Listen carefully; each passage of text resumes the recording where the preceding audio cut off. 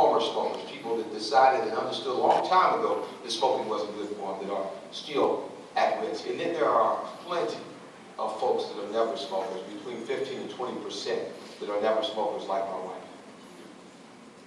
These numbers are huge. They're unacceptable. But the promise, and there's promise and there's hope. I have to say it's not going to bring my wife back, but there is promise and there is hope. The hope is in the therapies, as I said. There's an EGFR mutation. There's an ALK mutation. To give you guys a picture of what that means in terms of hope is that I had a chance to meet a young man up in Cleveland, and he's 25 years old, never smoker, lung cancer.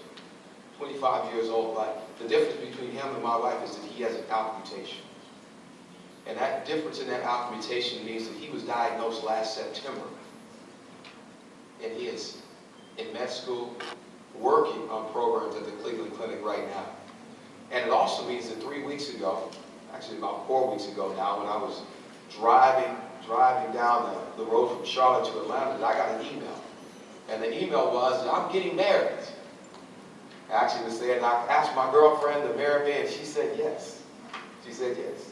She stood by him the whole way, but she said yes. And I said, now when are you guys getting married? He said, they're getting married in 2014. That's the promise. That's what research is doing. That's what's pushing things ahead. We see the screenings. The screenings are new. Up until last year, there really wasn't. I mean, there were people doing some of the screenings, but it hadn't been proven. Now, if you guys saw the slide, it said heavy smokers. It did. Well, that was because that is the highest risk group. And so you have to look at that group first. But the hope, the real hope is that all that is a beginning step. The beginning step on the way to get it where someone like my wife, who doesn't have any symptoms, does not have family history, that we will have something that will allow people like yourself, people like everyone in here, to be able to be screened. By just possibly being some blood, by being able to in a cup or something, that would allow everyone in this room to be screened. Because lung cancer is not just a smoker's disease.